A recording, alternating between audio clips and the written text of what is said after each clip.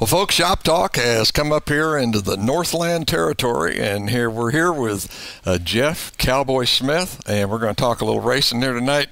Jeff, I guess you got your start as far as having an interest in racing with your uncle Delbert and your dad Herbert. Yes, I did. My uncle raced motorcycles when I was a child, and later on cars, and we used to trail ride, and basically that's what got me started. Gonna say it's a lot of fun. It's better when you do it in numbers, as I say, I guess, because you can watch each other mess up. Well, I rode with a group, and yes, it was a good time. I always wanted to race. I didn't actually get to do that till I was a little older. A little bit older. Okay, so in '66, though, you come up with a Sport 90 Honda, and you kind of start getting involved in motocrossing, and that's really where you first run into your first competition, and that would have been from '89 to '92. Yeah, when I had a son, I decided it was time to go racing, and we were going to do it together. In 1989, we started motocrossing, and we ran motocross from '89 to '92. Do you think in any way motocross helped you get prepared for racing? I mean, absolutely. It teaches you so much. It teaches you to read the track. It teaches you to look ahead. It gives you that racer's frame of mind. Yes. I was going to say, you got to think ahead. Absolutely. Doing a little dirt bike riding, I know, man. You're riding or driving out there, and that gives you them peripherals. At this time, though, this is when the nickname Cowboy comes into play. Now, how did that come to be? Actually, I would owe that to a gentleman named Jeff Newberry. Back then, they had these big jumps and tabletops right after the corners. Well, I weighed about 2 1/4, and so to say I had to bonsai these things was to put it mildly. The kids that do all these fancy stunts and stuff nowadays, they didn't have nothing on me. I called that racing. I came in one afternoon, and this gentleman said, "You look like you're riding a bull instead of a motorcycle," and he dubbed me Cowboy Roy. And I said, "Where'd the Roy come from?" And so, well, the Cowboy stuck. Okay. So that's where the name come from. And it's still there. Still there. Yeehaw, baby. Yeehaw. Okay. 90 through 97, Cowboy lassos himself a few new things in the garage. Decided to start doing some go-kart racing. Yes, I did. My brother broke his leg motocrossing, and we went to a go-kart race while he was in a cast. And, well, the next week we was helping him in a go-kart still in the cast. The next week we was racing go-karts, and, well, it just went from there. It just caught on. Just something you like. Yeah. Okay, so then we drop on down to, I think it's 98, and this is when you really start getting your first experience as far as racing any dirt oval, and that was in a modified up at Savannah. Yes. Actually, when my son turned 14, I lied and got him his IMCA modified license. When he would get himself in trouble, the way I would deal with that was I would throw a big seat in the car, and I would drive it and let him sit in the pits and sweat bullets. It tended to bring the halo out. I wasn't terribly fast in the modified, but I had a good time. Yeah, I was going to say it have to be a ball. It was. And then you move on after that, and I believe it's either 2000, 2001, you start driving a 360 at Osborne, something just at the end of the season. Actually, I bought the 360 injected car for Dusty, and here once again he proceeded to mess up, so that big seat went in the sprint car. The sprint car was a lot more like the open cart, so I felt a lot more at home there. I run 5th that night at Osborne. It was the last night of the year in 2000. That was a good time. Yeah, and then also you had another good finish at Heartland Park, had a 9th up there in yeah, that was the next year. At that time, we was running with the O'Reilly Midwest Sprint Car Series, and he proceeded to give me the opportunity to ride again. I finished 9th that night, and to be honest with you, I was actually more proud of the 9th with that group of boys than the 5th, because they were a pretty quick group. That is a fast bunch, no doubt. That's a little bit more competition. Yes, it was. Okay. In 2007, Cowboy, he breaks in a new pony.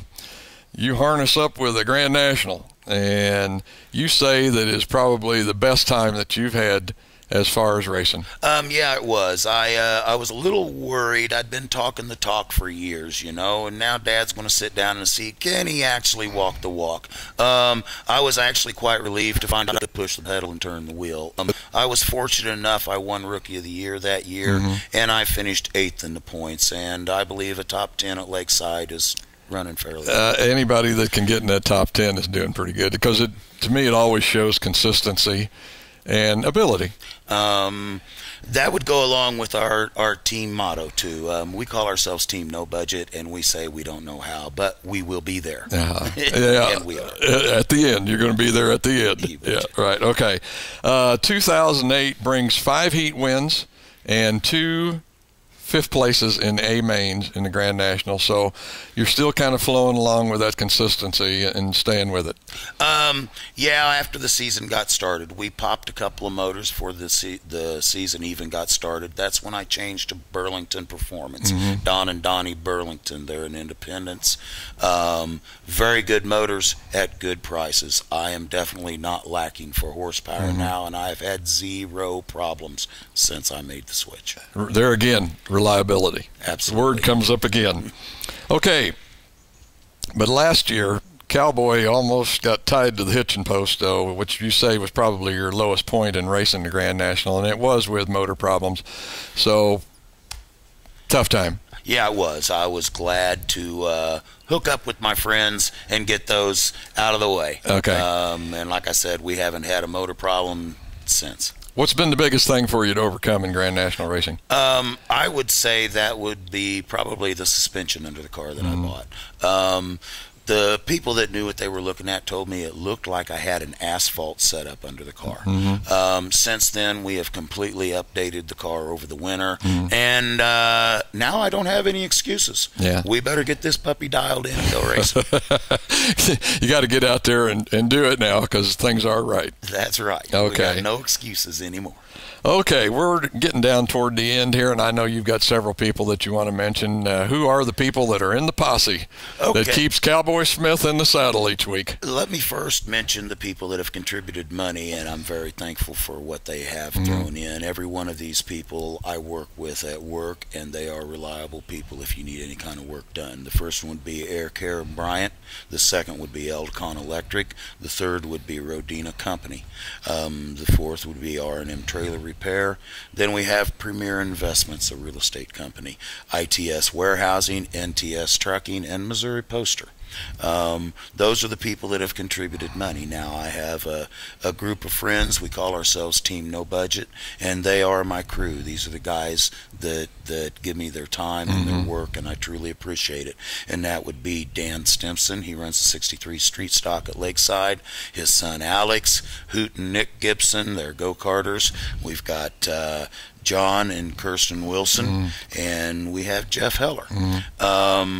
Also, I'd like to mention some groups that I strongly support, and that's BACA, that's Bikers Against Child Abuse. They're a really good group of guys that help out kids when they need help the most. The others are Shriners Children's Hospitals. And I'd like to throw a shout out to all the vets out there that have put themselves in harm's way on behalf of our country. I love my way of life, and we owe them for what we have here. I'd also like to say thank you to Don Nadler and John O'Neill Jr. They throw used tires at me whenever they can. I really appreciate that. I'd also like to really say thank you to Huey Day of Day Automotive.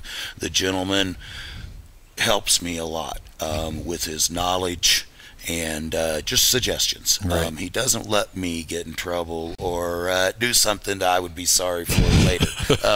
I strongly suggest anybody getting into the business, get a hold of him. Okay. Also, I think you've got somebody new that you want to put a shout out to. Absolutely. Liberty Fruit. They're in Kansas City, Kansas. They are debating whether they should advertise on the car. I'd really like to invite them on, and maybe we can have some fun, and maybe we can sell some fruit for them. There you go. That'll work for me. Besides that, I forget, John O'Neill was telling me one time something about how many fans are at Lakeside during the year, so that's how many times that car will appear before all those people. But, 5,000 people a night, what's it, close to 100,000, I imagine, by the end of the year? Yeah. Something like that. I also pull on a open trailer. That means I'm a rolling billboard. Rolling billboard.